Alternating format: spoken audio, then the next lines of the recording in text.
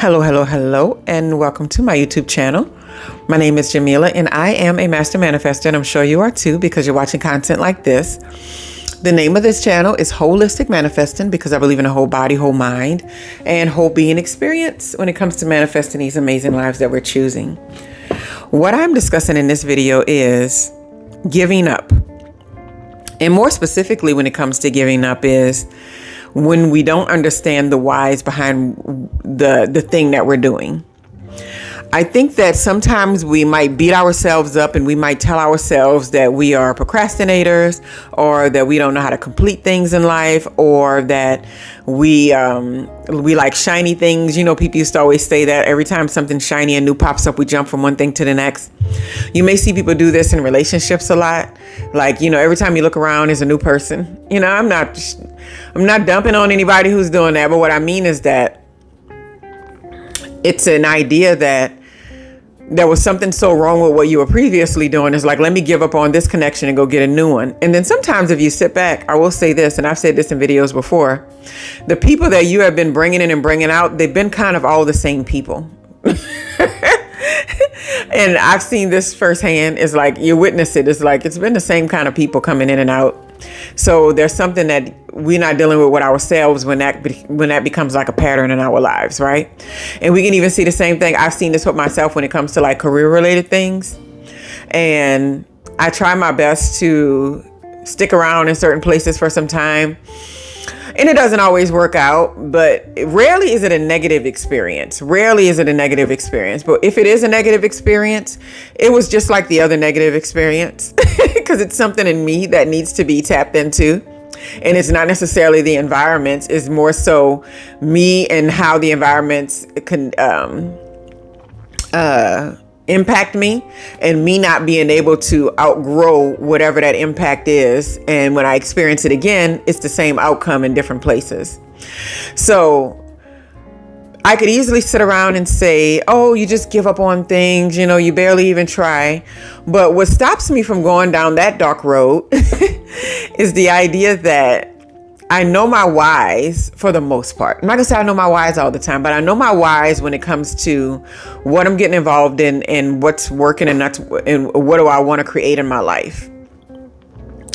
And so when we don't know the why behind it, and an even deeper approach to the why is, what is the ultimate goal of your life and your experience, and how does this thing fit into that? So sometimes we have these ultimate goal, this ultimate vision, this ultimate thing that we want to have, and like the way that we see ourselves living, the way that we see ourselves operating in this life. But for some reason, we keep running into situations and circumstances that contradict this thing, right? Like something I see myself in is very reciprocal connections when it comes to art and it comes to like building and it comes to like business, not necessarily running a business, but like say if it's even something like a YouTube channel or something like a social media platform. And I see myself being able to connect with like-minded people who are doing something quite similar, and we can kind of share and bounce up off of each other. That's not been something that I've attracted very easily, because either I pull people in and then come to find out they don't want it as bad as they thought they did, or they're busy doing other things in their lives, or they're in fear of some sort that they're not explaining and they kind of just ghost the idea or something.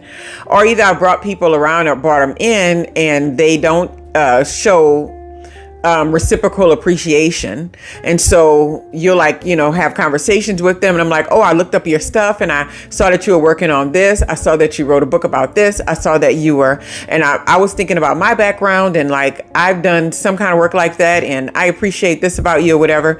And then I'll turn it over to them for the conversation, and they've not even they've done zero research on anything that I am or who, you know, what I do or background, or even watched one YouTube video. And I'm just like, well, how are we supposed to collaborate on anything when you don't really know anything about me? Like, how are we supposed to see if there is some type of chemistry there to do collaborations if you don't spend time kind of getting to know who other people are? And so I've ran into that sort of thing a lot. And so when I think about my whys behind why I do anything, like say even something as simple as getting on here and sharing information that I believe can help other people, in the big grand scheme of my life, it's about osmosis. It's about ecosystems and community, and just being in this place where I can, reach out to people at any given time and have these high level conversations and high level interactions, at any given time. And it's a reciprocal approach to it. Well, I find myself tapping out when I connect with people who don't share that sort of energy. So I could easily beat myself up and say like, well, you didn't even try, you don't even know like how to connect and do this thing, and you must be doing something wrong.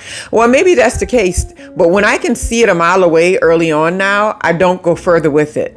So I don't beat myself up about that, because my biggest why is I want it to be with people who understand the importance of collaboration and getting to know others, and what that means for creating and making platforms and even messages even larger and louder in this world, and understand that we're the vessels that are doing this, right? And it's okay. It's nice. And it's okay to connect with other vessels doing it. It's not going to take away any of your shine. It shouldn't take away any of your focus. It actually should improve your focus and your excitement. And so when I think about my why, it stops me from going further with those things, so I can give up on it. I can be like, no, I'm going to give up on this particular connection. But sometimes when we don't have that particular why figured out, we can start going down so many little roads to where we might feel like, oh, once again, I'm down a road where I don't really want to do this thing. I don't really connect with it, and I don't really like it. And it's mostly based on you didn't really qualify it with your overall picture of how you want to live your life.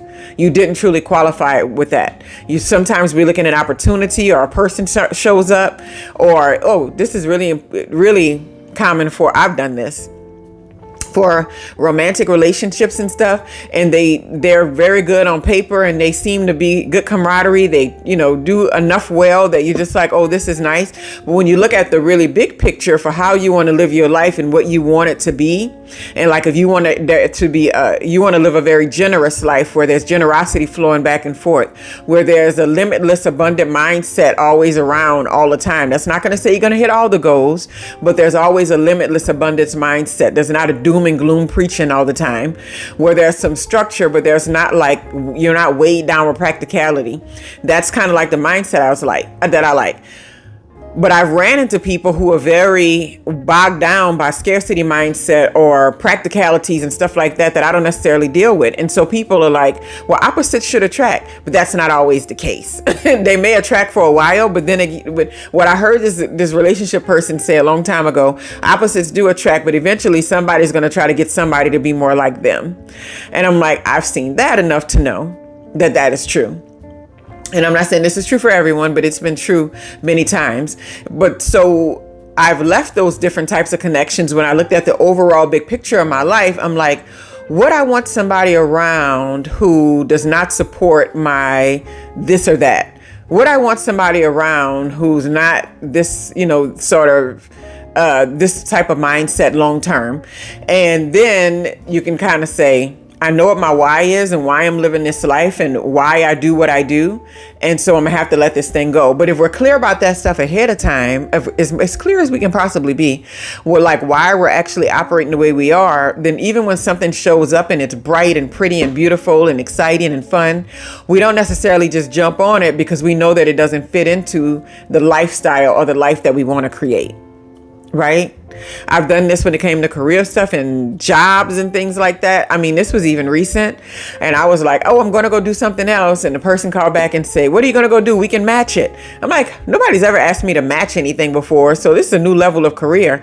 And I just couldn't line up with this opportunity. So I had to kind of just let it go by the wayside, which was fine with me because I don't even find myself thinking about it. Like it's been a couple of months now. And I thought like, are you going to be thinking about, should you have latched on to that?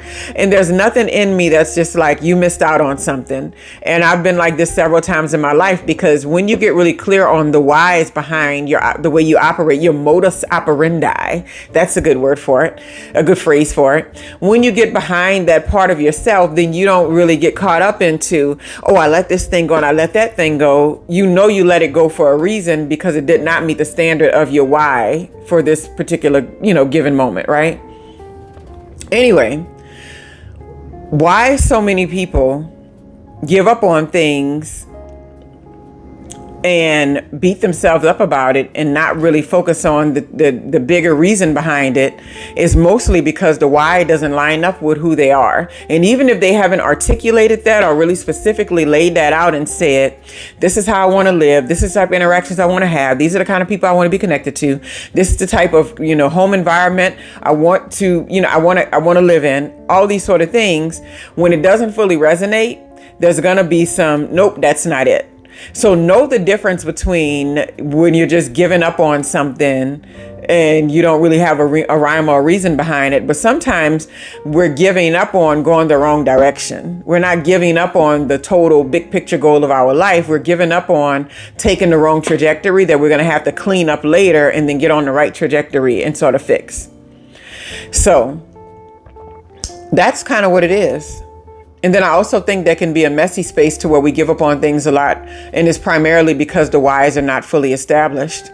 And so there's like the toxic giving up on things. It's like, quit this, quit that, quit this person, quit this job, quit this environment, quit this business, quit, broke this lease over here. And we're constantly doing all these breakings. And it's because we haven't sat down and said to ourselves, how do I want to live? What do I want to get out of this life? What do I want to create? What is my why behind the way that I operate? And then from there, you'll know when you're stepping away from something, whether it's giving up or whether it's just letting go of something that's not on the right trajectory, the right timeline. It's not in the right space of where you're trying to take your life.